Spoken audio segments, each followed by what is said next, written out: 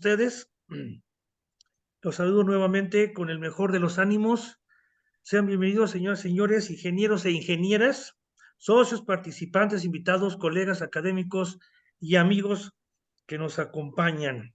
Como siempre, su servidor les agradece de antemano a todos los asistentes su presencia virtual a este gran evento académico. Es un gran gusto iniciarlo desde el CAPIT, que es el Centro de Actualización Profesional e Innovación Tecnológica del Colegio de Ingenieros Civiles de México, que en esta ocasión recibimos a una gran profesional, a quien el día de hoy iniciamos nuestra 30ª cátedra magistral consecutiva de los maestros de la ingeniería civil en México. Para empezar, tengo el grato honor de presentar en nuestro presidium virtual a las personalidades que nos acompañan el día de hoy. En primer lugar, le damos la más cordial bienvenida a la maestra Margarita Puebla Cadena, nuestra conferencista invitada de esta tarde, a quien le agradezco la oportunidad de estar con nosotros al haber aceptado esta invitación como su amable presencia en este momento en línea, a quien les doy las buenas tardes a la estimada maestra. Buenas, Muchas gracias, maestra. gracias. Bienvenida. Por otro lado, se encuentra también con nosotros el ingeniero maestro Carlos de Vera Anda, quien es el segundo secretario propietario del Consejo Directivo del Colegio de Ingenieros Civiles de México, a quien le agradezco su presencia. Muchas gracias y muy buenas tardes a todas y todos. Muchas gracias. Tenemos por allí la participación también del ingeniero maestro Jorge Seba Moreno, como del doctor Felipe Aveguín Cortés, quien en un momento más estarán con nosotros. Un compromiso preliminar y le mandan un saludo a la maestra Margarita Puebla de antemano, ¿no? Finalmente, a su servidor, soy el doctor Enrique Sánchez del Colegio de Ingenieros Civiles. Así mismo le voy a pedir de favor que el maestro Carlos Herrera nos dé unas palabras de bienvenida para la maestra Margarita Puebla, que si es tan amable. Adelante, maestro, por favor. Con mucho gusto, doctor Santos, y pues primero agradecerles que nos sigan acompañando en esta interesante serie de los grandes maestras y maestros de la ingeniería civil. Pues yo considero que conociendo la trayectoria de la maestra Margarita, pues es un privilegio tenerla hoy aquí para pues presentar la conferencia de esta tarde. Yo soy consciente, así como de pues, mis compañeros de gremio, mis compañeros académicos, mis compañeros profesionistas, de que vivimos en un mundo que está cada vez más interconectado, un mundo en el que la tecnología y la ingeniería están avanzando a pasos agigantados. Sin embargo, pese a eso, es importante recordar lo crucial que está detrás de cada innovación, de cada construcción y de cada diseño, porque detrás de cada uno de estos elementos hay una persona, hay un ser humano, y ese ser humano está sin duda influenciado por su cultura, por sus valores y por su historia.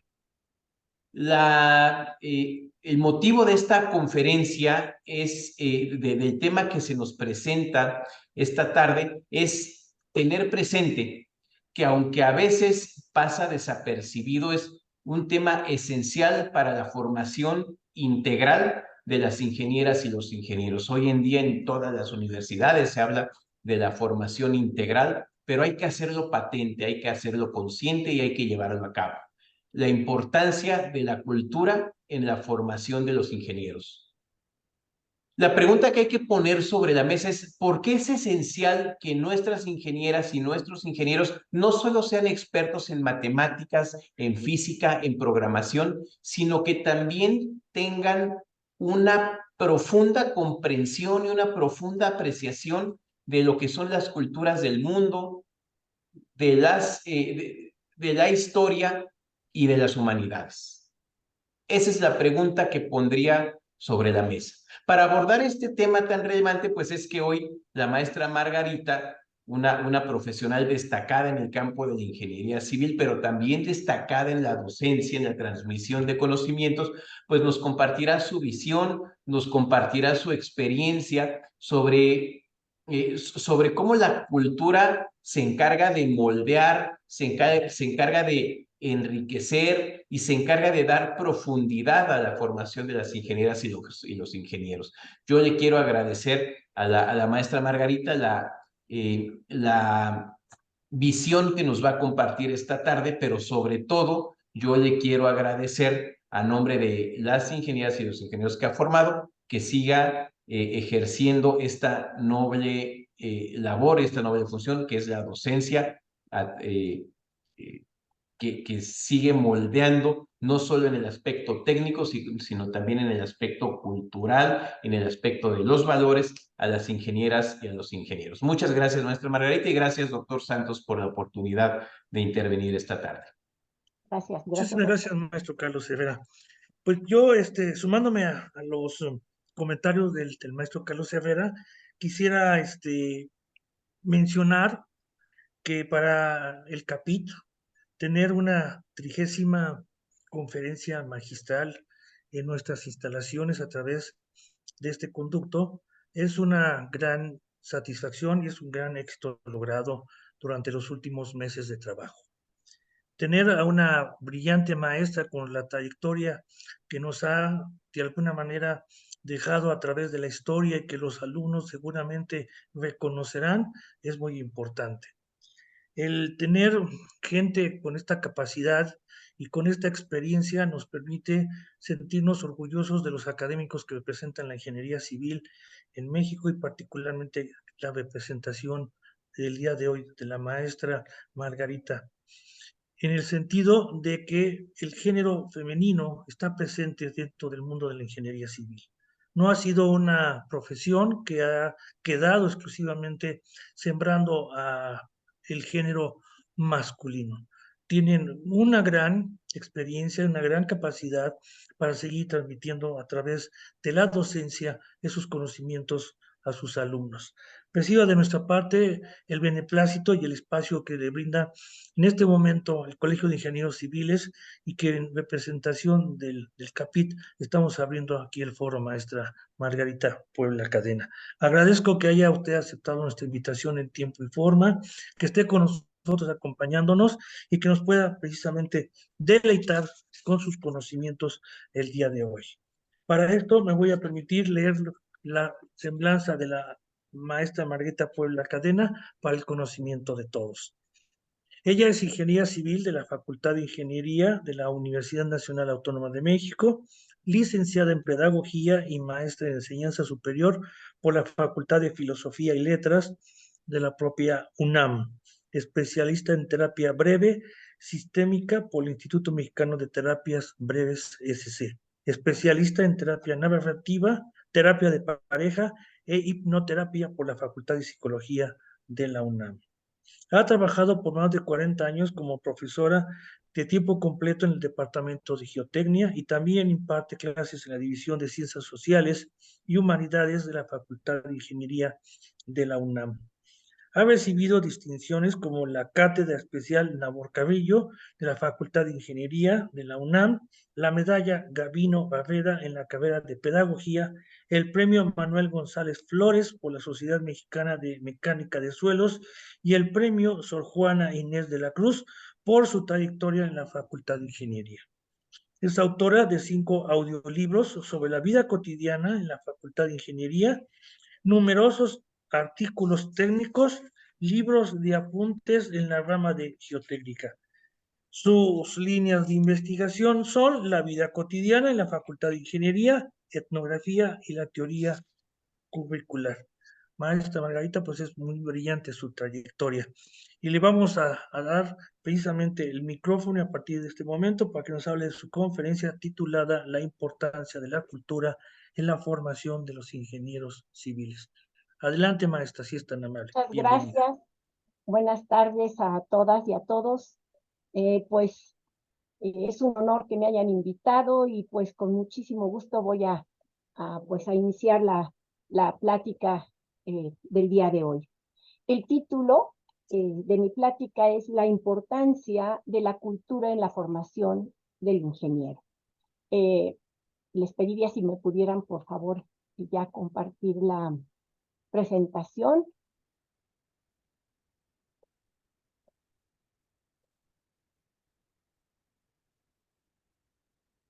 Si nos ayudas por ahí, ingeniero, por favor, Uri.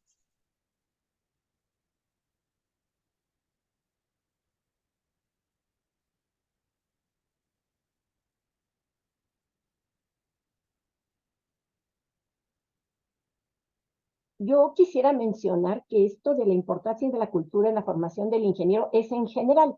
Desde luego, el ingeniero civil, por supuesto, pero en general, todas las ingenierías, porque pues cada vez que hay una revisión de un plan de estudios o pues un nuevo plan de estudios, siempre viene a colación discutir pues qué tipo de formación se le va a dar. No hay para nada duda en el aspecto técnico, pero las materias de corte social y humanístico siempre están con una guillotina que las amenaza. Va a haber pronto una nueva revisión curricular en la Facultad de Ingeniería y ya creo que se escucha así que se está afilando la guillotina para las materias de corte social y humanístico. Y bueno, la idea es un poquito hablar de la importancia de ellas para hacer ver y defender su derecho a vivir y lo que aportan pues para los ingenieros en general y en este caso, bueno, para los ingenieros civiles en particular. Primero que nada, sería para pasar a la siguiente, por favor.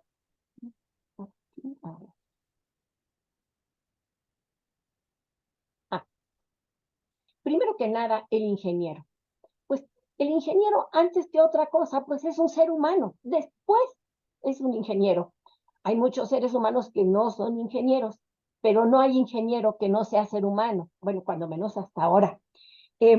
Y entonces, pues sí, el ingeniero requiere, por supuesto, como ingeniero, saber manejar algunos saberes específicos, es decir, habilidades duras, lo que le llaman hard skills.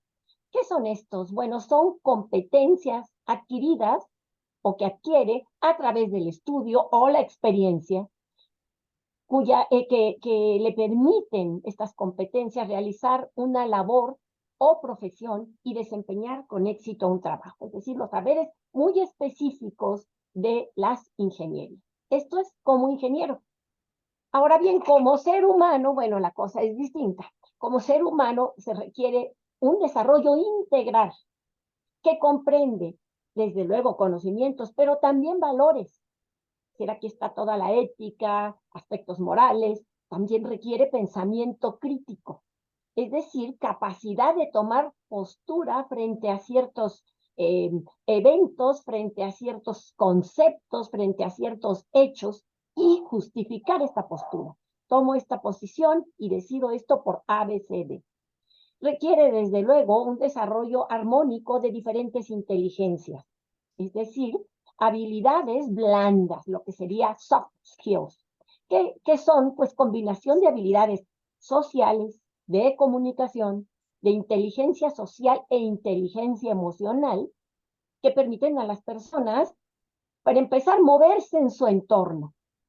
Es decir, no nada más es uno como una maquinita, como ingeniero, calculo estructuras, calculo cimentaciones. No, no, no. Me puedo relacionar con otras personas, trabajar con otras personas, ingenieros, arquitectos, personas en general, tener un buen desempeño personal y estas habilidades blandas se complementan, por supuesto, con las habilidades duras del ingeniero y le permiten lograr objetivos y desenvolverse como ingeniero y como persona.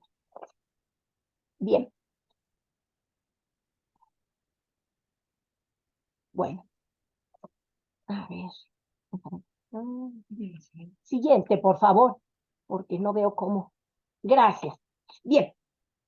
Los planes de estudio casi siempre se enfocan prioritariamente en las habilidades duras en cuanto a contenidos, es decir, casi siempre se trabaja con una parte de ciencias básicas, la física, la matemática, que se requieren para las diversas ingenierías. Luego vienen las ciencias de la ingeniería, es decir, aquellos conceptos básicos de los cuales se derivan todos los saberes y todos los procedimientos que se utilizan en la ingeniería aplicada. Es decir, allí sí, en caso de la ingeniería aplicada, pues es cálculo de esto, análisis de esto, etcétera. Bien, esto es habilidades duras. Ahora, dentro de las habilidades duras desde el punto de vista de la pedagogía, de la forma de trabajar, de la enseñanza, se debe procurar desarrollo de inteligencia lógico-matemática, es decir, estos conocimientos de ciencias básicas, de ciencias de la ingeniería y de ingeniería aplicada, deben, desde el punto de vista pedagógico, impartirse de modo que permitan y fomenten que el alumno desarrolle la inteligencia lógico-matemática, es decir, que desarrolle habilidades de pensamiento, de análisis, de síntesis, de control de variables, cierto tipo de pensamiento físico. Este sería la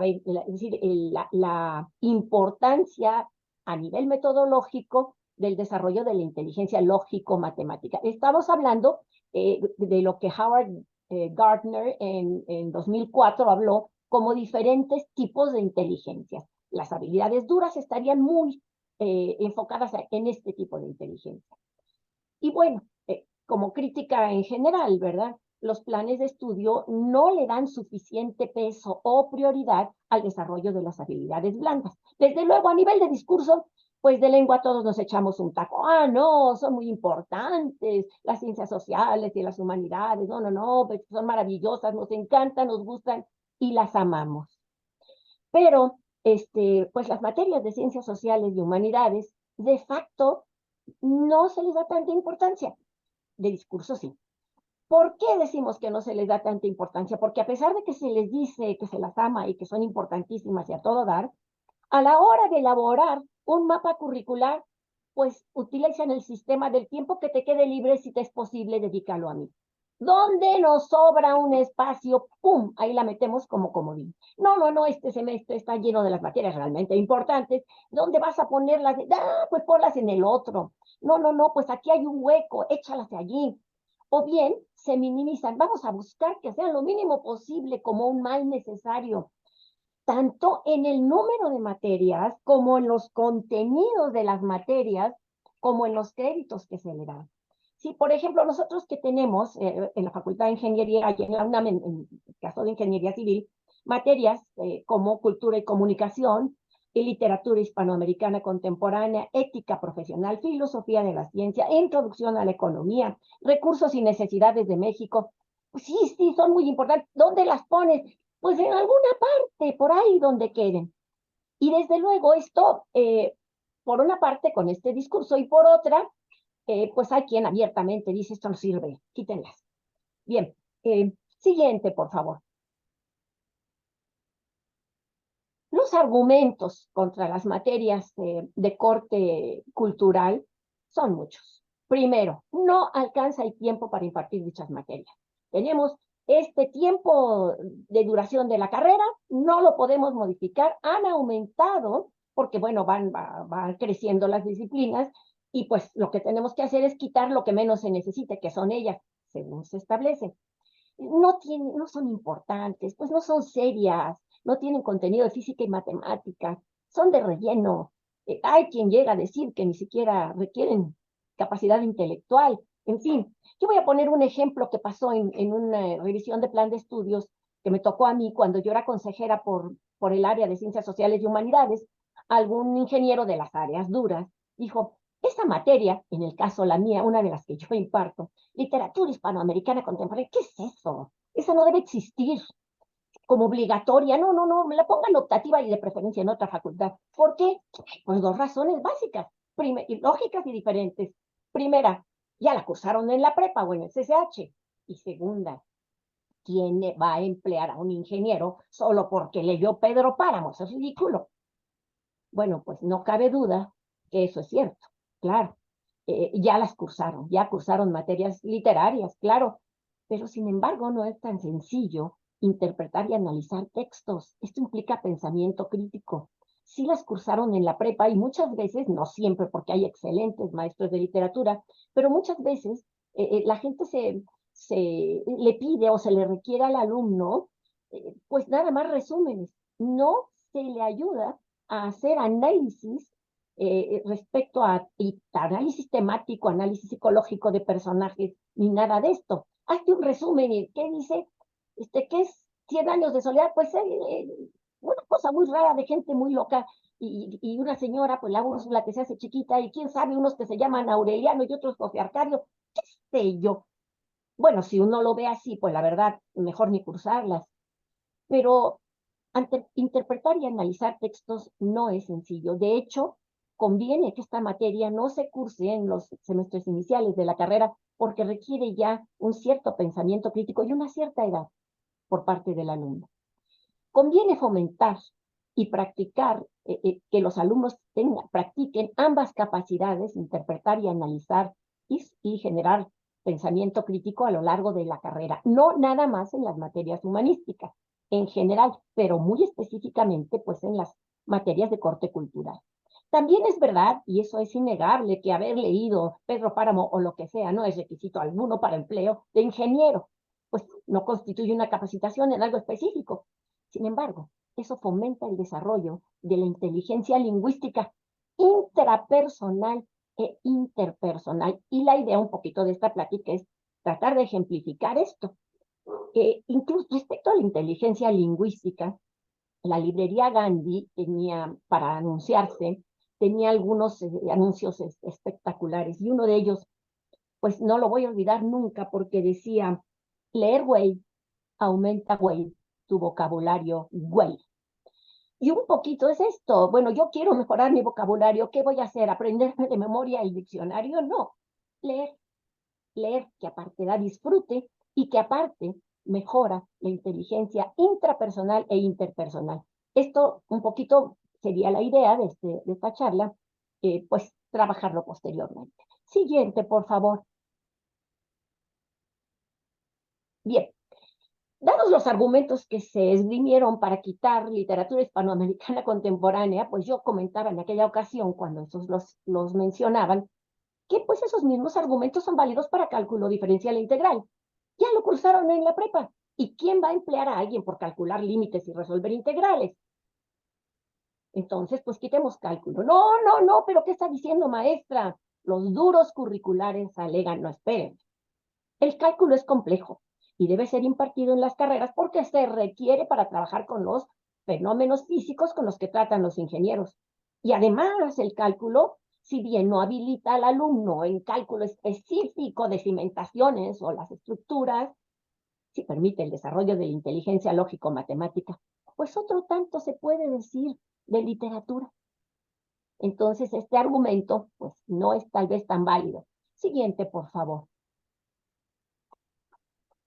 Bien, frente a esto, ¿qué se ha hecho con las materias culturales? Se han dado soluciones que Freud le llamaría de compromiso. ¿Qué es esto? Bueno, eliminemos la materia literatura, y estoy pensando literatura o alguna otra de corte cultural. Literatura, o vamos a reducir la redacción de informes técnicos en 3 o 4 formatos chiquititos y listo. Bueno, pues eso se equivaldría a reducir el curso de cálculo o a impartirlo con formulazos y series de ejercicios sin demostraciones y sin reflexión en los conceptos. No, pues esto no ayuda, no favorece el desarrollo de habilidades blandas, es decir, reducir literatura a redacción de informes técnicos no favorece el desarrollo de las habilidades blandas, sin decir que no sea importante la redacción de informes técnicos. Tampoco reducir el curso de cálculo, trabajarlo con formulazos y sin demostraciones, tampoco ayuda a desarrollar las habilidades duras. Es decir, la solución de compromiso muchas veces es una reducción curricular, reduccionismo curricular. Es rebajar, curricularmente los planes de estudio. Para trabajar adecuadamente en el desarrollo de habilidades duras y blandas en los diferentes tipos de inteligencia, se deben evitar las soluciones de compromiso. Siguiente, por favor.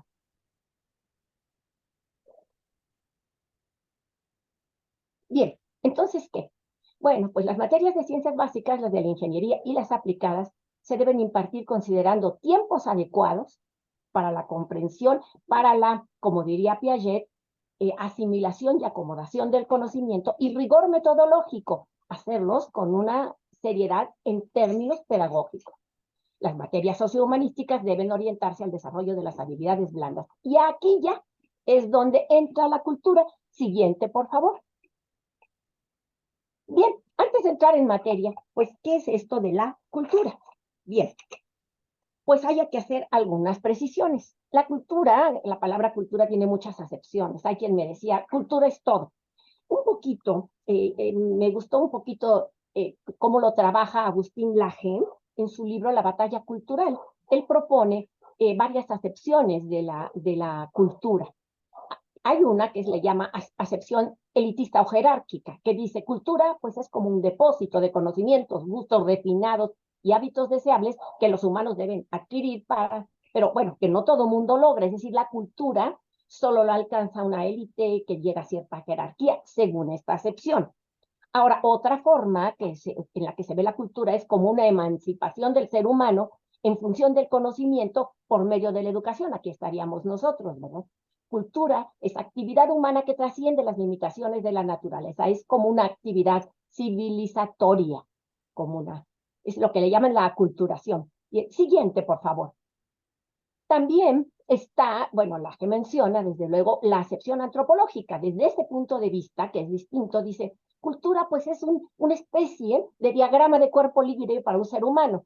Es el conjunto de elementos que distinguen y ordenan una sociedad y a sus miembros.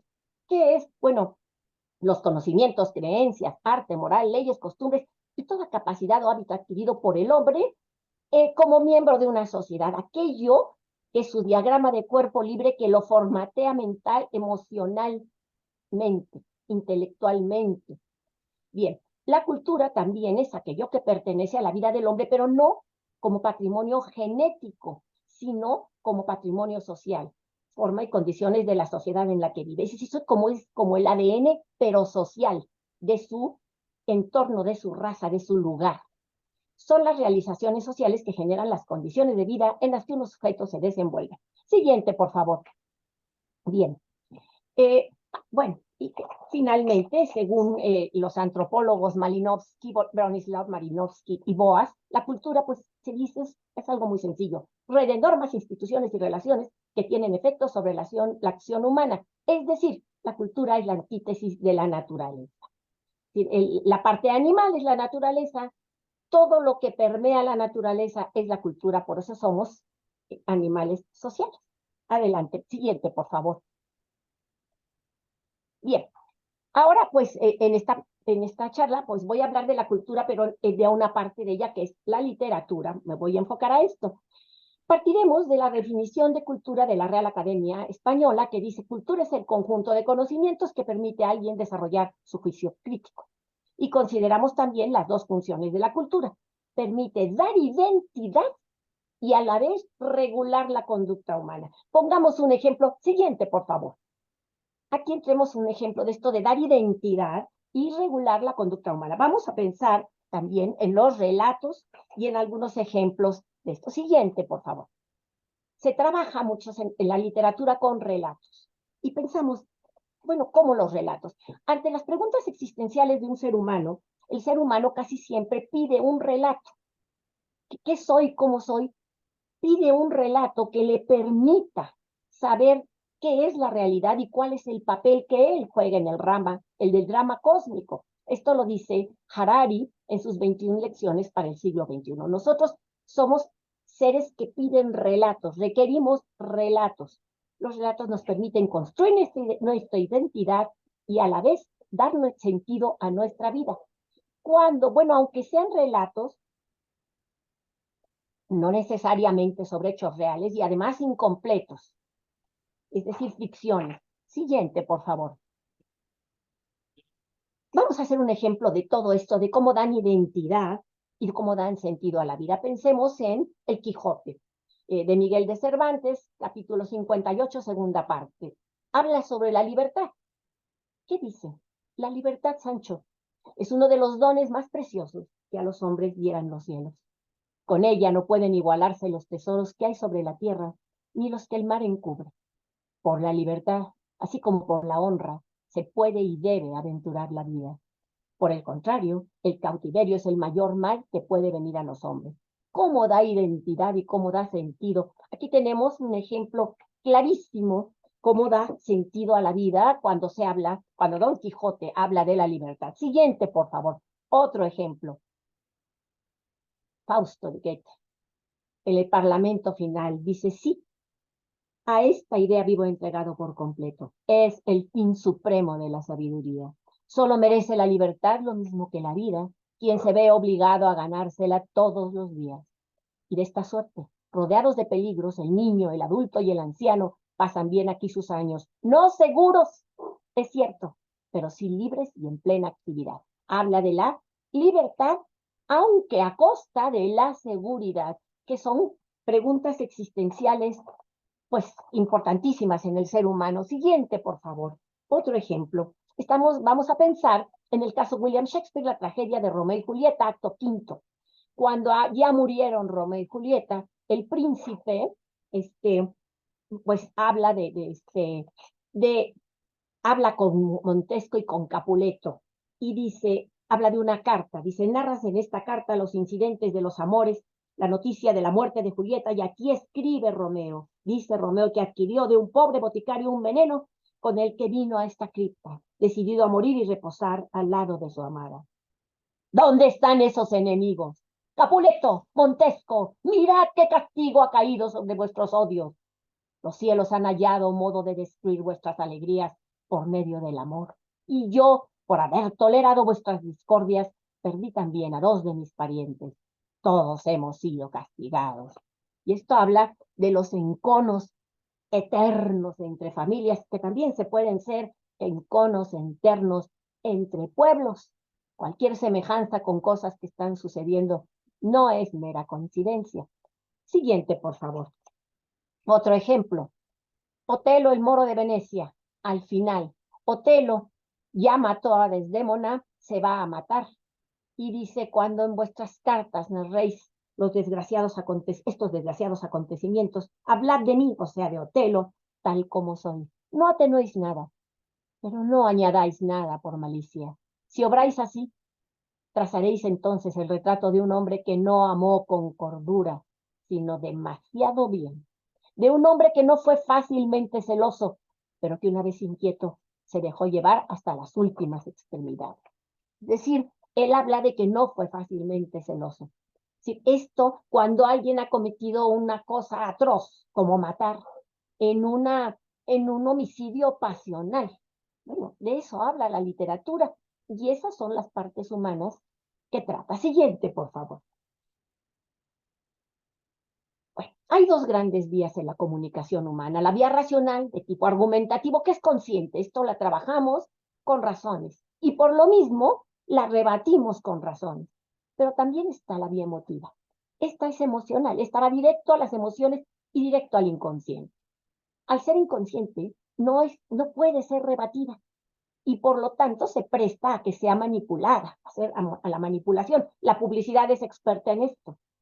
¿Cómo trabaja la vía emotiva? Mientras que la vía racional trabaja con argumentos, la vía emocional trabaja por identificación. Lo que importa es: yo quisiera ser como tal o cual personaje, me simpatiza tal o cual personaje, me desagrada tal o cual personaje. Ni siquiera se pregunta uno por qué. Bien, siguiente, por favor. Bien, cuando uno lee, estamos hablando cuando adquiere cultura, en este caso literatura, pero es en general, puede ser historia, puede ser cualquier cosa de este tipo, recibe la herencia cultural. ¿Qué es la herencia cultural? Las soluciones a los problemas humanos universales que se han, digamos, guardado en los libros, en la literatura, en la historia, en la filosofía, en la ética, en la sociología. Los seres humanos han tenido problemas, le han dado soluciones y allí los tienen guardados. Al leer, uno recibe esa herencia en forma a veces consciente y a veces inconsciente. Es decir, bueno, pero ¿qué problemas humanos universales? Pensemos en lo más elemental, en los niños. Por ejemplo, si uno piensa en el cuento de Hansel y Gretel, estamos hablando de un problema humano como la angustia por la separación de los padres, la angustia del niño. Si pensamos el principio del placer y su control en función de la realidad, todos tenemos esto. Yo quisiera hacer esto, pero no, debo contenerme quiero terminar una carrera, debo contenerme, poner las diversiones y ponerme a estudiar. Esto se ve en los tres cochinitos y estamos hablando a nivel infantil. Siguiente, por favor. Siguiente. Manejo adecuado de la sexualidad, la rivalidad entre hermanos, si pensamos en Cenicienta, el trato desigual e injusto de los padres respecto a los hijos en el cuento de la Cenicienta, el tener los niños desde pequeños o personas débiles enfrentarse a seres mucho mayores o mucho más poderosos. Ahí tenemos el cuento de Pulgarcito. Pero podemos pensar los matrimonios entre desiguales, que son desiguales ¿por qué? O porque pertenecen a distintos medios, o porque se realizan estos matrimonios en condiciones violentas o deficitarias, es decir, donde uno está mucho más arriba que el otro, digamos, o por políticamente, o por circunstancias sociales, o por lo que fuere, o cuando se realizan por interés o manipulación, y aquí lo tenemos en Otelo. Siguiente, por favor. Otros problemas humanos, la ambición, ahí lo vemos en Otelo, los celos, Otelo, manipulación, Otelo, la inmadurez. O bien, hay otra vez, otro caso, cuando la gente acata leyes sociales injustas, inadecuadas y hasta fanáticas. Si uno lee Espectros de Ibsen, se va a dar cuenta que, bueno, ahí se ve claramente este tipo de cosas. Siguiente, por favor. Bien, otro asunto es qué problemas humanos universales cuando alguien actúa en forma impulsiva y no piensa. Lo vemos en Otelo. Cuando no actúa por pensar demasiado. Hamlet. Cuando está enfrentándose a la corrupción, los jóvenes de la generación de Hamlet se enfrentan a la corrupción del rey Claudio y de toda la corte. La incapacidad para enfrentar la realidad son problemas humanos universales. Siguiente, por favor. Así pues, en la literatura, los problemas humanos universales, desde los niños hasta los más terribles de los adultos, los impulsos internos de los seres humanos y las soluciones que da la sociedad y que la ha dado a través de la historia, es decir, el ADN cultural social, se ofrecen, pero se ofrecen cifrados, se ofrecen en lenguaje simbólico. Así pues, deben interpretarse de que viene de entre plazos significados, sacar el significado implícito. Deben interpretarse en forma analógica y no en forma literal, porque hacerlo en forma literal sería absurdo y reduccionista. Si uno se pone a pensar en forma literal en Pedro Páramo, pues están vivos, están muertos, yo no entiendo por qué y qué es eso. Bueno, no. Tiene que pensar, tiene que interpretar. Así pues, en la literatura, los procesos internos de los humanos se externalizan en forma metafórica o analógica. La literatura da sugerencias simbólicas de soluciones de problemas humanos y presenta en forma imaginaria la esencia de los procesos del desarrollo humano normal. Siguiente, por favor. El proceso en la literatura, cuando se da el mensaje, va del inconsciente del autor, que a veces es un inconsciente colectivo, hay veces que no hay autor conocido, al inconsciente del receptor, de inconsciente a inconsciente, y muchas veces ni siquiera pasa por la conciencia. Bueno, ¿y por qué roja Caperucita? Ay, no sé, pues era roja, Little Red Riding Hood, qué sé yo, no tiene importancia. Yo así lo recibí y así lo cuento. Y por lo mismo es importante despejar, es decir, interpretar, que es despejar. Es importante, ¿verdad? Saber, hacer consciente el mensaje, hacer consciente lo inconsciente es como despejar. Siguiente, por favor. ¿Qué es despejar? Bueno, leer en el sentido superficial, pues permite, es decir, si uno nada más se constriñe a leer, bueno, pues sí sé leer y escribir, estoy alfabetizada, puedo tomar un manual de instrucciones, recibo información, es decir, esto sí se requiere ¿para qué? Para técnicos que obedezcan, pero leer en el sentido más amplio, ahí es otra cosa, eso es recibir la herencia cultural de la humanidad. Es decir, estamos hablando a nivel significado, es el compendio de la experiencia humana respecto a experiencias de todo tipo y sus soluciones, aunque sea inconscientemente. Y eso sí requiere analizar los temas e interpretar, requiere hacer consciente lo implícito. Un texto leído en el amplio sentido requiere ser proyectado en 3 ejes. Siguiente, por favor. ¿Qué ejes? El eje de la forma. Si es ensayo, pues va al consciente, puede ser narrativa, puede ser poesía, puede ser teatro. En el eje del contenido, bueno, ¿de qué trata? no es que me hagas el resumen de qué trata, porque no es lo mismo decir que es la geometría analítica de alguien que a lo mejor sabe álgebra, pero que nunca ha entrado al tema de analítica, y le doy un temario. No, no, no, ¿de qué trata? No me des un temario, dime de qué trata. Es decir, el sentido o significado responde a la pregunta a qué problema humano alude en forma ya sea literal o ya sea forma simbólica, y qué ideas, valores y puntos de vista se plantean. Es decir, tenemos la forma, el contenido, el significado y el texto. Siguiente, por favor. Bien, vamos a vamos a hacer algunos ejemplos desde lo más elemental para niños. Siguiente, por favor. Pensemos Caperucita Roja, esto es muy elemental. ¿Qué personajes tiene? Bueno, pues la mamá, Caperucita Roja, la abuelita, el bosque, el lobo y el cazador. ¿De qué trata? La trama, no, la trama. Mamá le pide a Caperucita Roja llevar pan a la abuelita. La Caperucita Roja debe cruzar el bosque, que es peligroso. Y por ello la mamá le dice, vete por la orilla del bosque, es decir, perimetralmente, no te vayas a meter por dentro porque te pierdes. Y le dice, además, te voy a decir, hija mía, no hables con extraños. La niña se pone su capa roja, que la Caperucita es una capa con capucha, ¿verdad? La caperuza, y se va por el camino. En su cesta lleva lo que le tiene que llevar a la abuelita. En ese camino perimetral, porque está obedeciendo, le encuentra el lobo. El lobo la ve y le pregunta, ¿dónde vas, niña? Pero ella no le habla. ¿Dónde vas? No le habla. Y el lobo le dice, ¿qué te pasa? ¿Por qué no me hablas? ¿Te comieron la lengua los ratones? No hablo con extraños. Bueno, le dice el lobo, es que yo no soy ningún extraño. Yo soy un animalito dulce y encantador. Mira, doy la patita, saco la lengüita, muevo la colita. Soy inocentísimo, el mejor amigo de todas las personas del bosque. Aparte, soy muy inteligente. Como que lo quiere hacerse pasar por un perrito, tal vez. La Caperucita dice, pues sí, el mejor amigo, pues sí, la verdad se ve muy inocente, muy lindo, además tan listo que esto. Pues sí, mira, voy a darle esto a mi abuelita, tal, tal. Y el lobo dice, ¿cómo? ¿A que tienes una abuelita que está del otro lado del bosque? No me digas, qué interesante. Bien. Siguiente, por favor. Otra, por favor. Siguiente, siguiente, siguiente. Bien. El lobo, enterado de la abuelita, le dice, bueno, Caperucita, ¿y para qué te vas por el lado perimetral? ¿Que no sabes que la distancia más corta entre dos puntos es una recta? ¿Cómo?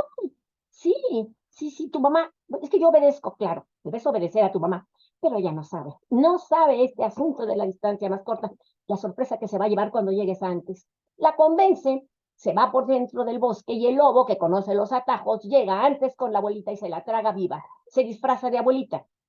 Llega Caperucita y le dice el lobo, ay, hijita, qué mal estoy, qué bueno que me trajiste, déjame, le deja las cosas allí. No, no, no, acércate más, dame más de cerca lo que me traes, el pan, ya ves que no puedo acercarme, no puedo yo tomarlo. Y bueno, pues ella se va acercando más y le dice, oye, abuelita, ¿y por qué tienes las orejas tan grandes? Para escucharte mejor, los ojos tan grandes, y así va. Mientras se va acercando más y más al lobo, disfrazado de abuelita, pues se tiene que quitar la capa y se acercarse a darle casi casi en la boca lo que le da, lo que le lleva. Acércate más y más para escucharte mejor, para verte mejor, para comerte mejor, y se la traga viva, esto ya lo sabemos. Bueno, una vez que se ha tragado abuelita y Caperucita, se va a dormir al bosque. Y se queda dormido y pasa el cazador, lo ve muy panzón. ¿Qué habrá hecho este lobo? Le abre la barriga. Este cuento es un cuento que se ha investigado. Bruno Bettelheim en su libro Psicoanálisis de los cuentos de hadas se propuso y se dedicó a investigar las versiones más antiguas de muchos cuentos, dentro de ellas esta. Le abre la barriga al lobo, que lo ve panzón, y salen abuelita y Caperucita vivas, muy asustada, ¿verdad? Llenas de jugos gástricos, pero bueno, ahí sale. Caperucita Roja está bien, igual que la abuelita, está completa, no está muerta, ni cortada, ni nada. Está sana, pero ya no tiene su caperuza porque se la quitó al acercarse al lobo disfrazado de abuelita. Siguiente, por favor. Bueno, y a todo esto, ¿de qué se trata? ¿Cuál es el tema? Bueno, es la desobediencia, dice uno, porque Caperucita desobedeció a la mamá. Pero ella no desobedeció a propósito. El lobo la engañó, él la convenció dándole argumentos falsos. Es decir, Caperucita no desobedió conscientemente. Ella desobedeció inconscientemente. ¿Y esto qué? ¿Por qué roja? Además, ¿por qué es Little Red Riding Hood? Porque no entiendo muy bien de qué se trata. Lo rojo porque estamos hablando de lenguaje simbólico, es un símbolo como que ¿de qué? El cuento sería igual si fuese la capa verde, amarilla, roja, transparente. Siguiente, por favor. Pensemos un poquito para interpretar. Vamos a pensar cómo quedaría el cuento. Mamá pide a Caperuza que lleve algo a abuelita. Le recomiendan hablar con extraños y cruzar cuidadosamente el bosque. La convence el lobo de irse por otro lado. Aquí se muestra muy astuto y argumenta: yo sé mucho de la vida, yo sé mucho mejor, sé más que tu mamá, sé la distancia más corta entre dos puntos y soy tan bueno e inofensivo. Luego se la traga viva primero a la abuelita y luego, bueno, porque se traga viva a la abuelita y se disfraza de un ser vulnerable, como si fuera abuelita. Y entonces cambia su táctica. Convence a Caperucita de que se acerque y su táctica ya no es mucho de la vida, sino acércate más y más. Y yo no puedo hacer nada sin ti. Sin ti no podré vivir jamás. En fin, acércate más. Una vez que Caperucita se ha quitado la capucha para acercarse al lobo disfrazado, se la come viva, se la come viva. Ya la rescata el cazador, a las dos, ¿verdad? Y salen vivas asustadas sin Caperuza. Siguiente, por favor. Bueno, ¿y esto qué? Vamos a ver las funciones, vamos a tratar de interpretar. Si cambiamos a la mamá y la interpretamos de otra manera, ¿podemos pensar en una tía en lugar de la mamá? Pues sí, tal vez. Una hermana, pues sí, pero mayor. No puede ser una hermana menor o una adolescente, tiene que ser algo así. Bueno, y la abuelita puede ser una tía de 20 años, no, porque no tendría caso que le llevaran el pan. Bueno, pero una tía de 20 años en una silla de ruedas sí puede ser. Y el bosque puede ser un pantano o puede ser el Bronx. Bueno, el lobo puede ser un cocodrilo, un oso, un perrito French Poodle. No, un perrito French Poodle, yo creo que no. No hacen tantas cosas esos pobres. Bueno, y el cazador puede ser un viejito ciego o un niño travieso. No, tiene que ser alguien que salve. Y la Caperucita puede ser una niña de 4 años. No, está muy chiquita para ir al bosque. Una joven de 18, no, esa ya en mi caso hace. Siguiente, por favor. Pensemos las funciones. La mamá debe ser un ser mayor a Caperucita y protector. La abuelita debe ser un ser vulnerable y débil. El bosque debe ser un lugar peligroso. El lobo debe ser inteligente, astuto, fuerte, pero susceptible de pasar por débil. Porque si pensamos, en lugar de meterla al bosque, la ponemos a Caperucita en un pantano y al lobo como un cocodrilo, cuando el lobo diga, soy un ser inocente y abra su bocota, Caperucita grita porque ve esos dientes y pues ahí nadie va a creer que es una lagartija. No, el cocodrilo no es una lagartija. Debe ser un ser susceptible de pasar por débil. Caperucita, el cazador debe ser un rescatador, adulto y responsable. Y Caperucita, pues no puede ser muy joven ni muy vieja, debe estar como entre 10 y 13 años. Siguiente, por favor. ¿Qué es lo rojo que tiene una chica entre los 10 y 13 años? Tal vez la menstruación. ¿Y qué pasa cuando una chica pierde la menstruación? Bueno, pues Caperucita Roja es la historia de una joven seducida, engañada y embarazada. Y ese es el asunto del cuento. Entonces aquí tenemos cómo podemos interpretar algo, pues que sería un cuento infantil, ¿no? Bien, pero bueno, ese es el cuento infantil. Ahora pensemos en cosas de adultos. El siguiente, por favor, ¿cómo nos ayuda eh, trabajar con cosas ya no de niños, sino algo mucho más para adultos? Pensemos en Shakespeare. ¿Por qué pienso Shakespeare en la empresa? Bueno, pues aunque William Shakespeare, bueno, Shakespeare fue empresario, ciertamente, empresario de teatro. Él nació en 1564 y murió en 1616 y fue un empresario bastante exitoso.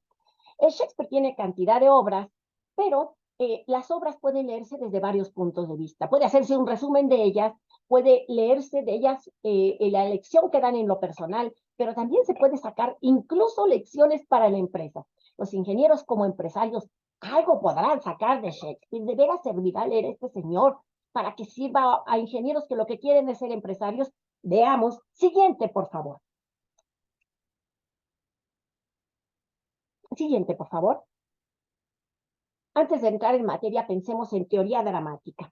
antes de otra cosa, vamos a hablar de algunas tragedias de Shakespeare. ¿Qué es una tragedia? Bueno, si nos remitimos a Aristóteles en su arte poética, decimos una tragedia es una estructura dramática. Dramática es toda estructura literaria que es para representarse, más que para leerse, para representarse. Bueno, toda tragedia tiene la siguiente más o menos estructura. Tiene un héroe, una heroína trágico. Funciona para que el público se identifique con ella y logre tener lo que le llaman catarsis trágica, que es una mezcla de compasión por el personaje, temor por lo que le pasa y también identificación. Este personaje tiene que tener cualidades para que uno se identifique. Tiene que tener defectos para que sea realista. Si nada más tuviera defectos, uno diría, yo no me identifico, porque pues uno no le gusta identificarse con puros defectos. Entonces uno sí, se engancha en la cualidad y tiene que reconocer el defecto, pero bueno. Este personaje comete un error trágico que es un atentado ético que no se puede cambiar, es irreversible. Pero este error trágico lo comete movido por una pasión, que es un sentimiento, pero no cualquier sentimiento, un sentimiento tan intenso que nubla el juicio. Este error trágico, este atentado irreversible, lo lleva a destruir, a expiar o a sublimar. Existen a veces unas tragedias en las cuales por una serie de circunstancias no se llega a cometer, se evita cometer el error trágico y se sublima. Siguiente, por favor. Bien, pensemos en Otelo. ¿De qué trata Otelo? Bueno, Yago, Otelo, bueno, es el mero, el general en jefe que defiende a la ciudad de Venecia. Otelo, el moro de Venecia, se llama la obra de Shakespeare, y es el mero, el jefe de la defensa de Venecia. Su principal colaborador es Yago. Sin embargo, cuando tiene que nombrar un lugarteniente, nombra a Casio. Yago se molesta profundamente por haber sido relegado. Otelo está profundamente enamorado de Desdémona. Otelo es un moro, es árabe y está en una sociedad blanca de los italianos venecianos, que no lo aprecian mucho, que son bastante racistas, pero que lo tienen que tener en ese lugar porque es un tipazo, porque es un eficiente individuo, es el mejor general que hay y por eso lo tienen pese a que son racistas y Otelo es moro. Él está enamorado y se casa con Desdémona. Desdémona es una jovencita noble blanca, mucho más joven que él, que es hija del senador Barbancio, y desobedeciendo flagrantemente a su padre, se casa con él, lo cual le molesta mucho al padre. Bien, recién se casan, se van a Chipre, porque Otelo va a organizar la defensa de Venecia, que siempre atacada, acuérdense que, bueno, pues Venecia era el centro comercial de aquella época. Y bueno, Yago, molesto, decide urdir una trama para hacer pagar a todo mundo. Lo primero que quiere hacer es que despidan a Casio y que él quede como lugarteniente, y para ello, allí en Chipre, organiza un escándalo de borrachos, hace beber a Casio y organiza un pleito con Rodrigo, con el cual se pone de acuerdo, de manera que en ese pleito de borrachos quede herido el gobernador de Chipre, se haga un escándalo y se culpe a Casio, que en efecto bebió, y lo corran y quede Yago como en el lugar que él quería, que es el lugarteniente de Otelo. Mientras tanto, a su vez, se la quiere cobrar a Otelo y se pone de acuerdo con su esposa Emilia para que le pida un pañuelo a una mujer que se llama Bianca, y que le pida un pañuelo a Desdémona, un pañuelo que le regaló Otelo, y que ese pañuelo se lo dé a una señora que se llama Bianca, que a su vez se lo dé a Casio. Lo que quiere hacer Yago es inducir a Desdémona, bueno, es lograr que Otelo piense que Desdémona tiene interés amoroso en Casio y que le ha regalado a Casio el pañuelo que le dio él previamente, para que se ponga celoso. Y bueno, está logrando esto porque Emilia le obedece, y a su vez Yago induce a Desdémona a que, una vez que ya había corrido Otelo a Casio por el escándalo de borrachos, que le diga, ay, perdónalo. ¿Para qué? Para que Otelo diga, está insistiendo que perdone a Casio y además le ha regalado el pañuelo que yo le di. Entonces me engaña. Siguiente, por favor. Es una trama complicada y bueno, le da Otelo a Casio el pañuelo el pañuelo que le robó la esposa de Yago a Desdémona y le hace creer que es de Bianca y organiza una escena que es presenciada por Otelo. Y entonces Otelo se da cuenta al ver eso oculto que cree confirmar que Desdémona le dio a Casio el pañuelo. Bueno, se pone furioso, no piensa más y ahorca a Desdémona. Una vez muerta, pues Emilia, desesperada, la esposa de Yago, confiesa la verdad, que no fue así, que ella robó el pañuelo y que se lo dio a Yago para que a su vez se lo diera a Casio y se armara este escándalo. Otelo, viendo que era inocente su esposa, se mata, pero antes, y obviamente, Yago muere bajo tortura, dejando gran destrucción. Bien, este es, grosso modo, la trama. Ahora, ¿qué nos puede decir una cosa tan terrible como esta? Siguiente, por favor. Siguiente, por favor. Sí, Otelo como tragedia. Bueno, aquí pensemos en el término de tragedia. ¿Quién es el héroe trágico? Otelo. ¿Qué cualidades tiene? Es un hombre valiente, es un hombre inteligente, es honesto, es brillante en su carrera, es un empresario exitosísimo. Tiene defectos, es rígido, es simple, tiene poca inteligencia emocional y social y es muy confiado. ¿Cuál es su pasión? Casi siempre dicen, son los celos. ¿Será celoso Otelo? Porque hay quien dice celoso como un Otelo de veras. Pues, ¿cuál es el error trágico que hizo? Pues matar a Desdémona. Esto llevó a una destrucción de todos. Bueno, pero ¿qué es ser celoso? ¿Celoso es el que tiene motivos para desconfiar? ¿Es el que desconfía sin tener motivos? ¿O es el que no desconfía aunque tenga motivos? Bueno, más bien es el que desconfía sin tener motivos. Ahora bien, Otelo creía tener motivos, pero no los tenía. Creía tenerlos porque había sido manipulado por Yago.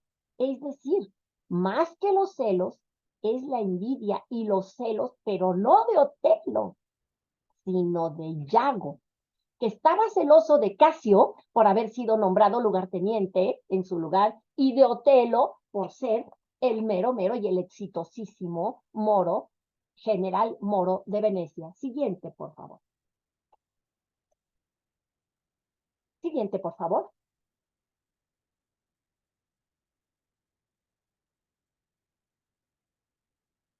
Siguiente, gracias. Bien, desde el punto de vista teoría dramática, una tragedia. Hay también una manera de ver una tragedia. Tenemos carácter trágico. Carácter trágico es una persona que enfrentada a determinadas circunstancias va a ser destruida porque en su carácter no tiene manera de enfrentar esas circunstancias.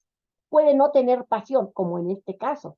Otelo no tiene celos, pero tiene un carácter tal, tiene tan poca inteligencia emocional y social y es tan inocente que puede ser destruido y no puede enfrentar las circunstancias. ¿Cómo es esto? Sí, Otelo, ¿cuál es el tema de Otelo? Pues es el enfrentamiento entre caracteres rígidos e ingenuos, como Otelo y Desdémona, contra caracteres acomodaticios, como Yago y Emilia.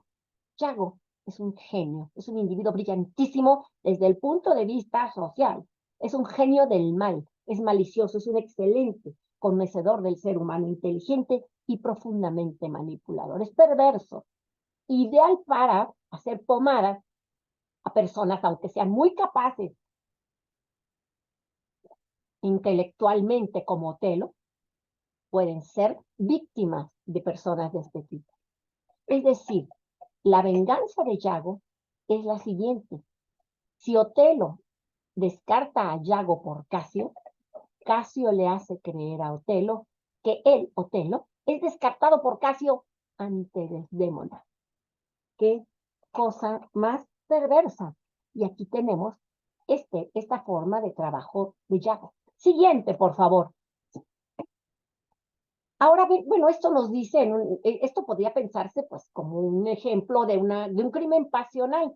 Y en la vida laboral, a ver, errores de juicio humano de Otelo en lo laboral. Como jefe, es el CEO, relega a su mejor colaborador y nombra a otro. Hace un matrimonio deficitario. ¿Qué es un matrimonio deficitario? Es un matrimonio en el que parecería que el cónyuge o la cónyuge le hace el favor de casarse con él. ¿Cómo es eso? Si Desdémona lo amaba, sí, Pero en ese ambiente, en el ambiente de Venecia, donde todos eran blancos, menos Otelo, que era moro, donde todos eran nobles y ricos, menos Otelo, donde lo toleraban porque era el mero más capaz. Pues bueno, si casarse con una chica mucho más joven, hija de un noble y blanca, bueno, pues era un matrimonio donde parecería, para ese medio, que Desdemona le hacía el favor. Un matrimonio deficitario es complicado. Otro error de juicio humano, creer a Yago, dejarse manipular. Y por supuesto, le falla la comunicación con su esposa. Quien se fía de intrigantes está perdido. Aquí tenemos errores de Otelo en la vida laboral. Siguiente, por favor. Tomemos otro ejemplo. Siguiente, por favor. La tragedia de Antonio y Cleopatra de William Shakespeare. Trama. Un triunvirato gobierna Roma cuando ya ha muerto por asesinato, por cierto, Julio César. Este triunvirato está formado por Octavio César, sobrino de Julio César, Marco Antonio y Lépido. Marco Antonio, él está en Egipto con la reina Cleopatra, que es su amante, que es una mujer hermosísima y muy inteligente. Bueno, Cleopatra previamente fue amante de Julio César, el que ya asesinaron, de quien tiene un hijo que es Cesarión, pero también tuvo otros hijos con otras personas, y es la reina de Egipto y es muy inteligente y muy hermosa. Ahora, ¿qué está pasando en esta tragedia? Antonio, que es un exitosísimo general, ya es grande, no es joven, es más joven, por supuesto, Lépido y también Octavio César. Entonces, Marco Antonio es grande.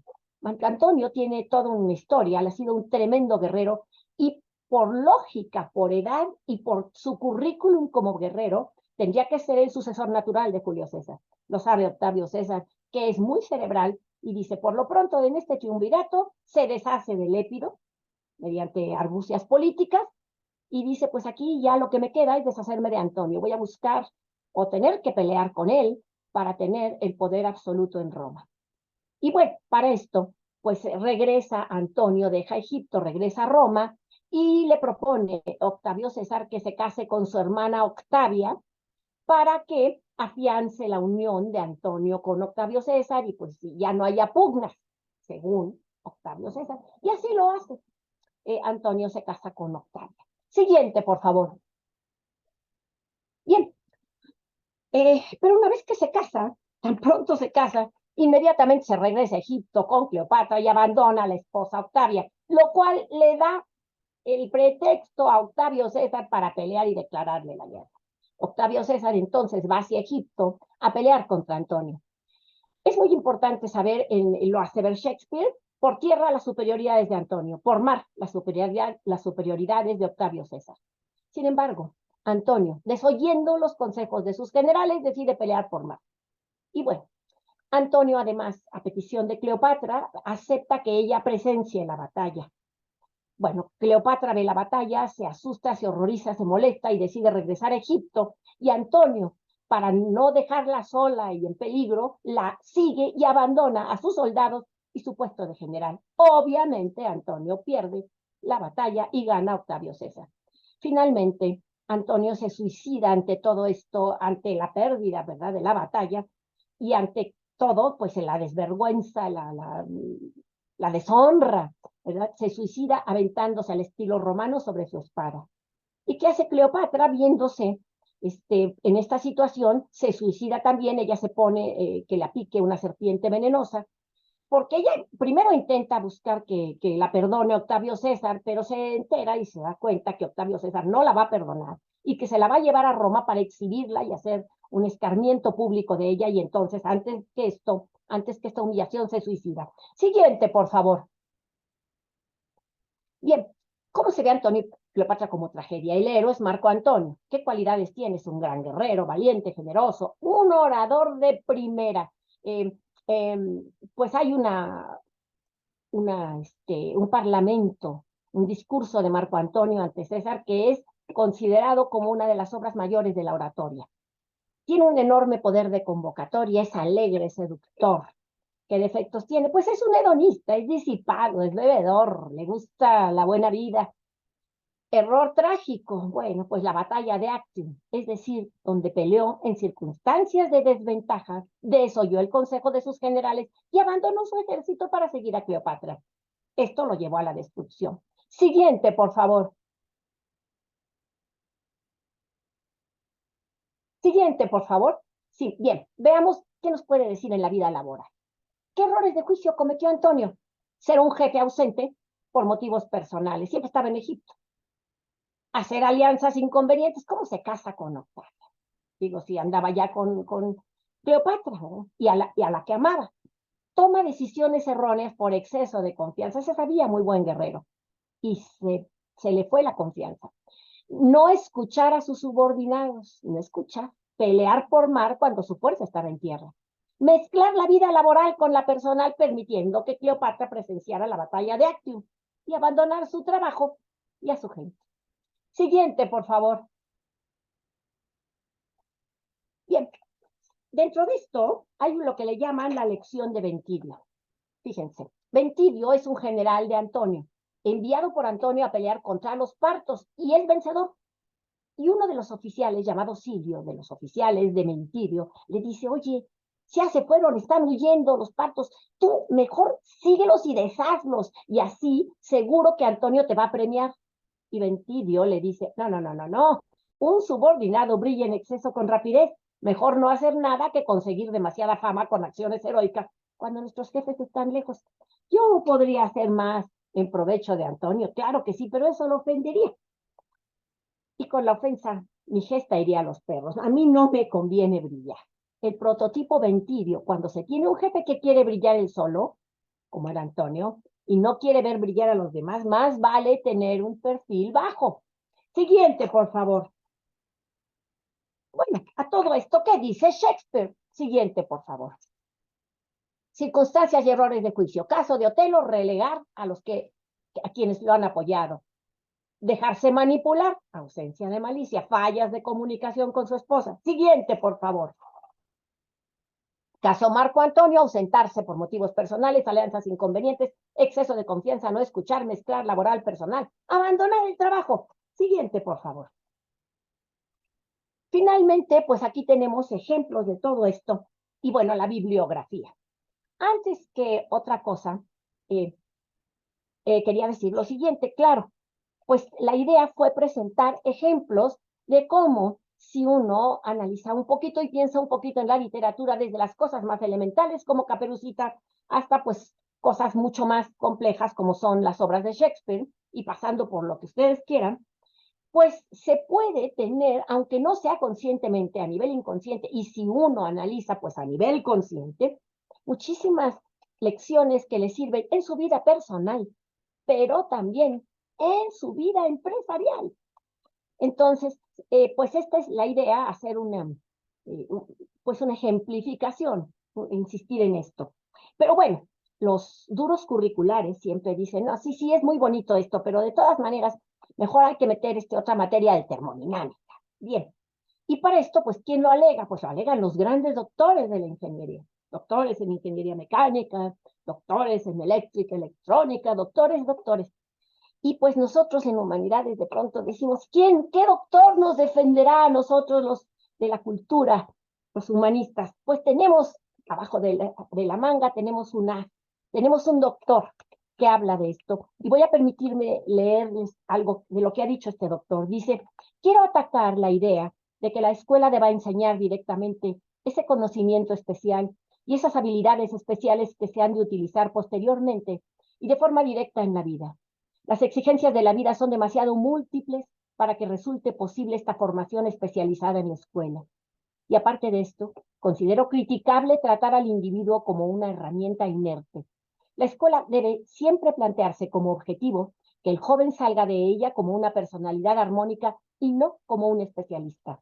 En mi opinión, esto es aplicable en cierto sentido, incluso a las escuelas técnicas cuyos alumnos se dedicarán a una profesión totalmente definida, es decir, los ingenieros, nosotros. Lo primero debería ser siempre desarrollar la capacidad general para el pensamiento y el juicio independientes y no la adquisición de conocimientos especializados. Si un individuo domina los fundamentos de su disciplina y ha aprendido a pensar y a trabajar con independencia, hallará sin duda su vía y además será mucho más hábil para adaptarse al progreso y a los cambios que el individuo cuya formación consista básicamente en adquisición de conocimientos detallados. Y esto lo firma un doctor. Y claro, dicen, sí, seguro es Sigmund Freud. No, bueno, un antropólogo, un sociólogo, alguna de esas personas. No, de hecho es un doctor en física y se llama Albert Einstein. Es nuestro defensor. Y bueno, frente a esto, pues tenemos nuestro doctor que nos defiende. Claro, también hay personas muy importantes que han defendido otra vez la visión dura. Quiten esto de la cultura, no sirve. Y frente a esto también tenemos personajes importantes que nos defienden. Dicen que cuando se le preguntó a Winston Churchill si quitaba cualquier apoyo económico a la cultura y la eliminaba por estar en una economía de guerra y por apoyar una economía de guerra, dijo, ¿qué? ¿Quitar todo apoyo a la cultura? Y entonces, ¿para qué vamos a ganar la guerra? Y bueno, pues con estos apoyos termino mi participación. Siguiente, por favor. Muchas gracias. Muchas gracias. Con esto termino. Maestra, muchísimas gracias. La verdad es que me brincan muchísimas inquietudes. Yo creo que la más importante que yo le estaría manifestando por esta enseñanza es, no es muy común, no es normal que encontremos una analogía entre estos ejemplos que nos pone aquí en la práctica, en la plática, porque pues hay que inducir primero a la persona, al alumno, al participante, a una lectura, y esto está pues a veces hasta vedado en algunas sociedades. En la nuestra tenemos muchas limitaciones. ¿Cómo estaría usted proponiendo, maestra, para que estos alumnos se interesen verdaderamente por una lectura cultural, como le estoy llamando yo a este momento? A través de la pasión de sus profesores. Ofrecer materias y y la pasión de sus profesores. Y con esto voy no nada más a los que estamos en el área sociohumanística y cultural. Los profesores de las materias duras. Que en un pequeño espacio, desde luego, no puede ser para nada en el corpus, digamos, de las materias, den, por ejemplo, una importancia muy grande a cuando se presenta un concepto, ya sea, por ejemplo, una ecuación, qué sé yo, la ecuación diferencial de la consolidación unidimensional, cómo la sacó Terzaghi, quién era el autor, cómo salió, qué avatares tenía en forma muy general, es decir, dar el diagrama de cuerpo libre, la ubicación histórico-social y conceptual pues de la ecuación, del concepto que sacó, trabajar y hablar apasionadamente de aspectos culturales, no como un corpus, pero siempre mencionarlos y correlacionarlos con la ingeniería y bueno, también ofrecer por supuesto, materias de corte cultural y que sean impartidas básicamente con pasión y con metodología para que el alumno se enganche emocionalmente. Es decir, sería un enganche emocional, básicamente, más que conceptual, emocional. No, no, esto ha generado o le ha generado una controversia y una, no, no tanto antipatía o adversidad con aquellos que hacen que la ingeniería sea que predomina, ¿no? La parte de las hard skills, o sea, todo aquello que técnicamente es más importante que lo que nos presenta aquí la maestra Puebla. ¿No es así o lo veo diferente?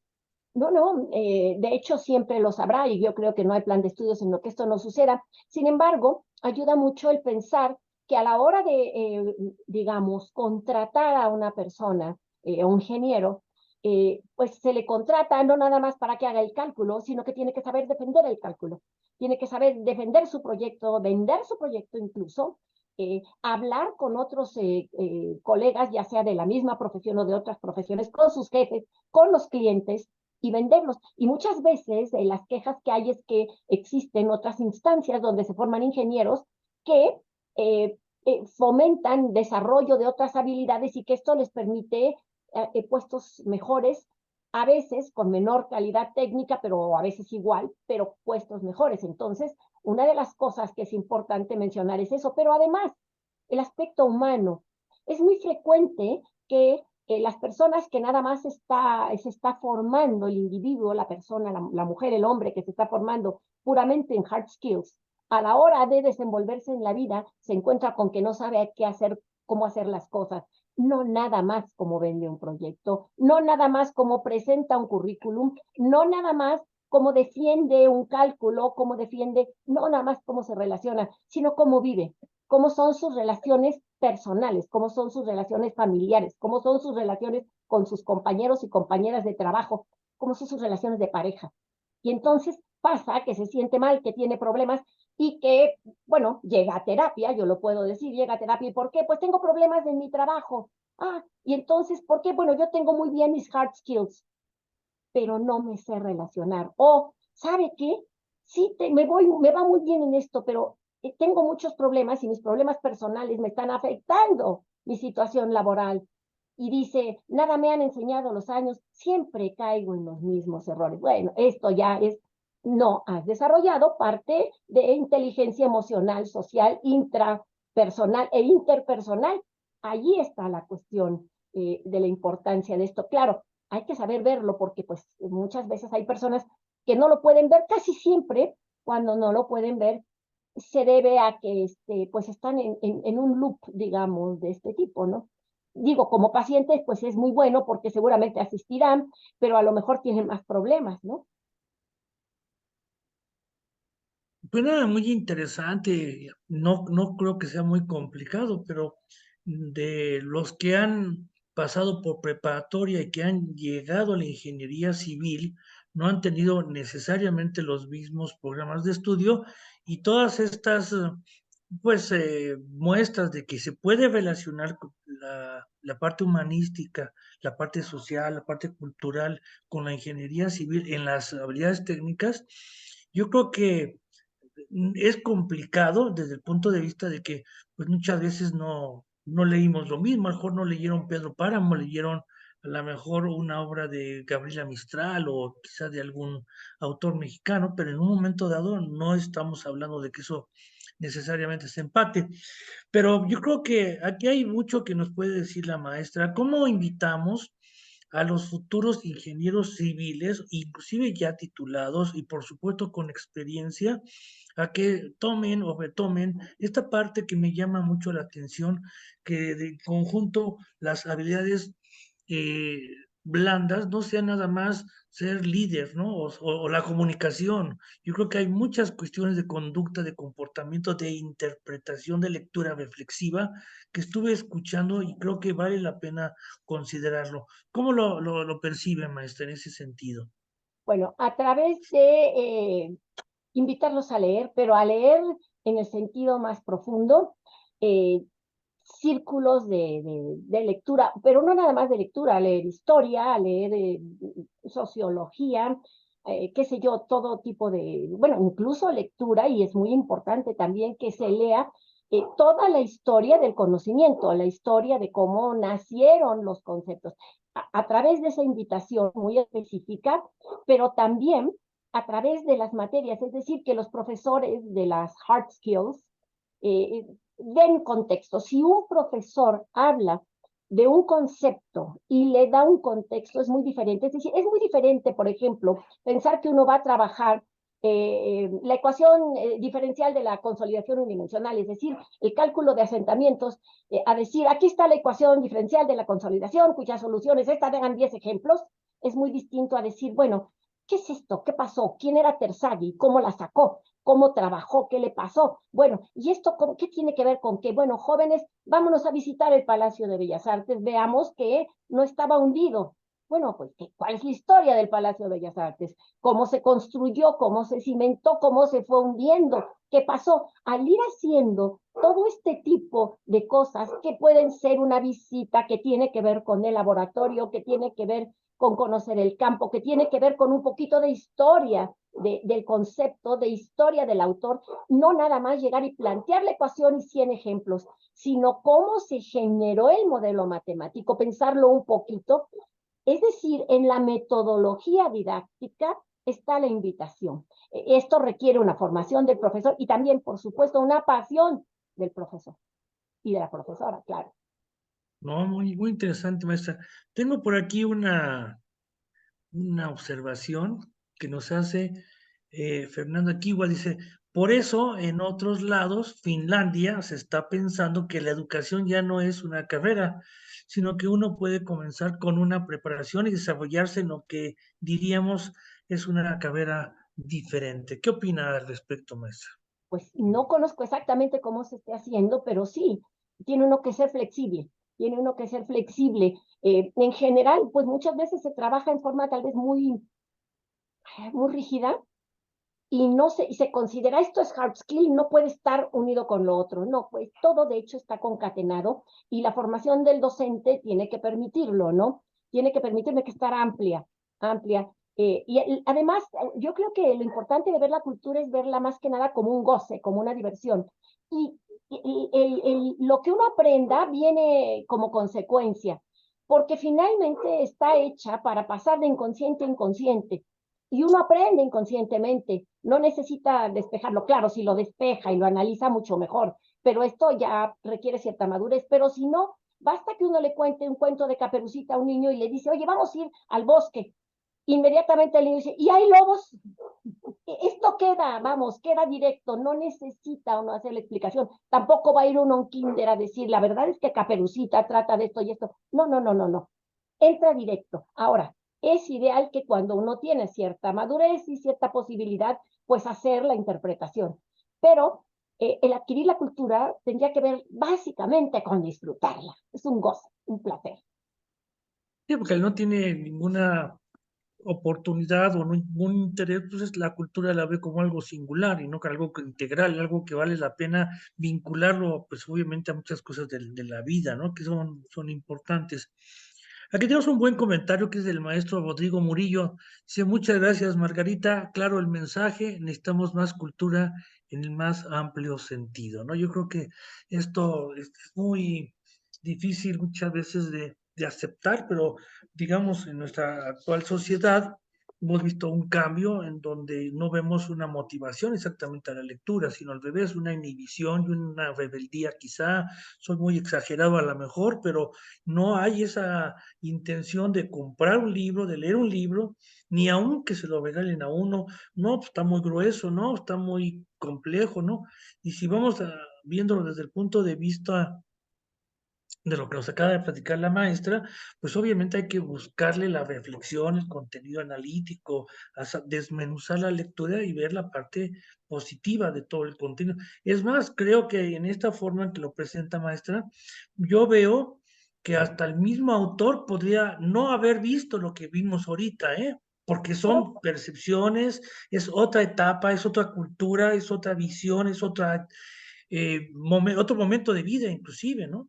Donde las cosas no se perciben igual. Entonces va teniendo una evolución la literatura, va teniendo un cambio y vamos viendo que culturalmente las cosas van de alguna forma, pues no solamente cambiando, por decirlo de alguna manera natural, sino transformándose en algo diferente, ¿no?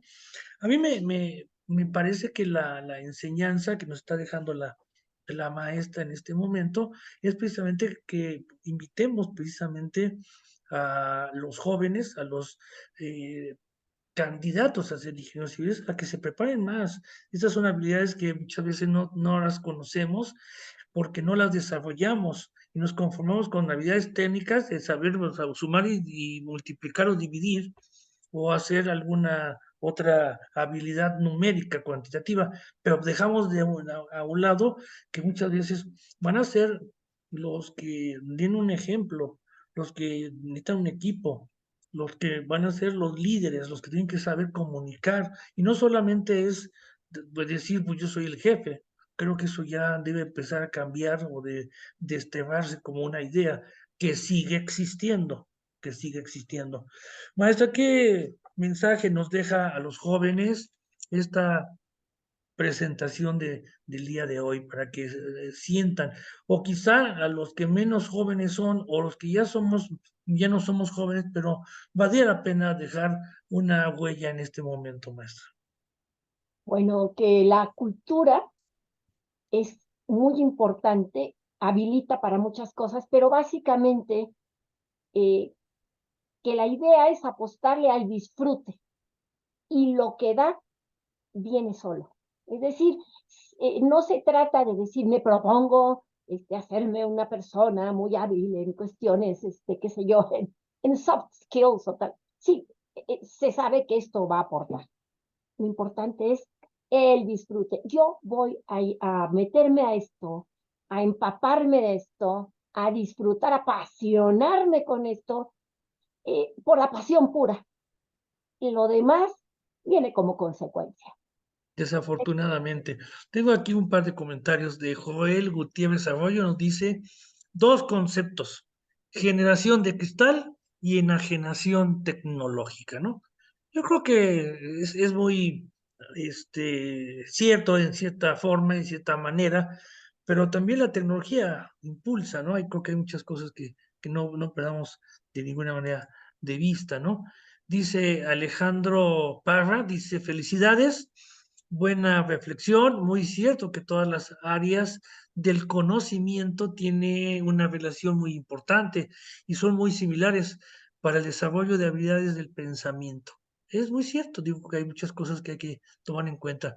Raúl González también nos dice que está todo muy interesante, coincido con la maestra como docente de Ingeniería Civil desde Buenos Aires, con pasión, conocer la historia del conocimiento motiva a los estudiantes. Qué interesante que tengamos a un buen docente escuchándonos desde Buenos Aires.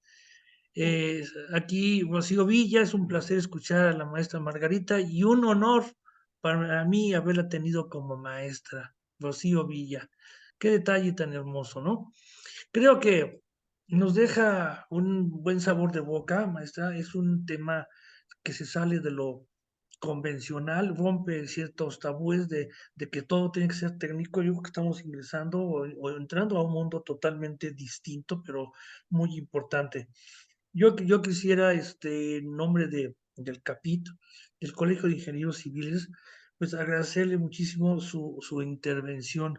Y eso, la verdad, es muy interesante porque a partir de este momento, pues ya forma parte de un grupo privilegiado de maestros de ingeniería civil que nos han impartido una cátedra, en donde nos han dejado parte de su enseñanza, pero mucho de su trayectoria en una cápsula de poco tiempo, pero que tiene un gran contenido.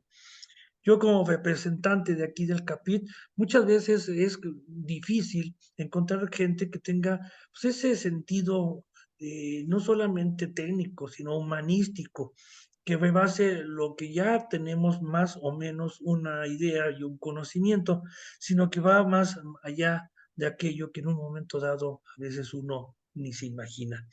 Yo quiero externarle un agradecimiento muy personal, darle de mi parte, pues una felicitación por este trabajo realizado y la verdad es que fue muy, muy interesante y esperando que pues los jóvenes que están en ese proceso formativo y todo lo que hoy estuvimos en esta audiencia, pues nos demos cuenta de qué esfuerzo te requiere, qué gran trabajo se necesita para llegar a tener la brillantez, el conocimiento y todo lo que nos ha expresado la maestra el día de hoy. ¿Algún comentario final, maestra? Pues invitarlos a disfrutar, básicamente a disfrutar.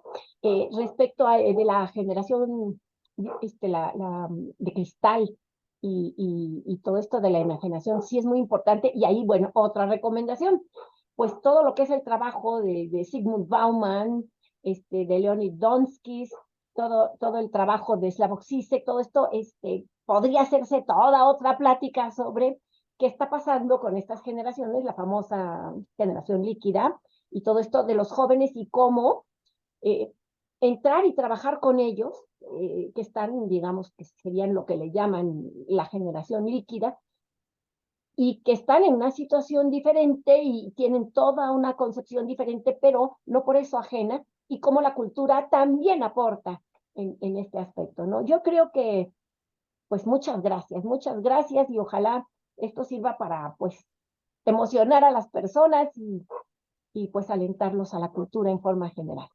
Es No, que el mensaje está muy, muy claro y por supuesto sí alienta, reflexiona sobre todo y darnos cuenta de que a veces los que podríamos pensar conocemos o saben o conocen, es todo lo que debemos de saber y conocer es mentira, ¿no? Hay maestras, hay maestros, hay gente que obviamente viene y aporta cosas nuevas y eso nos hace pensar de una manera totalmente diferente. Maestra, muchísimas gracias. Ingeniero Ulises, si nos hace el favor de ponernos el reconocimiento de la maestra aquí en la vista. Muchas Muchas gracias. gracias. Sí, y lo voy a leer textualmente. Dice que el Colegio de Ingenieros Civiles, como el CAPIT, que es el Centro de Actualización Profesional e Innovación Tecnológica del propio colegio, a través de las cátedras de los maestros de la Ingeniería Civil, otorga el presente reconocimiento a la maestra Margarita Puebla Cadena por la impartición de la conferencia La importancia de la cultura en la formación de los ingenieros, como parte de la serie Cátedra de los Maestros de la Ingeniería Civil en México, en la Ciudad de México, el día 31 de octubre del año 2023. Lo firman el maestro Jorge Seba Moreno, presidente del 39º Consejo Directivo del Colegio de Ingenieros Civiles de México, así como el doctor Felipe Abeguín Cortés, vicepresidente del mismo consejo. Mismos que dejan un saludo y pues lamentablemente estuvieron en otro evento, pero la maestra Margarita, usted sabe que el maestro Jorge Seba tiene un reconocimiento a su trayectoria, un gran conocimiento de su trabajo y me dejó estos saludos para ustedes. Así Muchísimas. que tengamos una excelente tarde y bueno, todavía tenemos ahí comentarios muy interesantes y de felicitaciones porque realmente esto no es algo que sale de la improvisación. Muchísimas gracias y a todos Gracias. los que están en la audiencia les agradezco mucho su tiempo y nos vemos dentro de un mes en la próxima plática que tenemos de los grandes maestros de la ingeniería civil. Maestra, muy buenas tardes. Muchas Saludos al doctor, si es tan amable, por favor, de mi parte, ¿no? gracias. Gracias, gracias, gracias. Muchas gracias Hasta a luego. todos y a todas. Buenas tardes. Gracias a ustedes. Gracias, gracias. Le mando su reconocimiento en unos momentos más, maestra. ¿Mm? Muchas gracias. Gracias. Buenas noches. Bye. Gracias, Ulises, muy amable.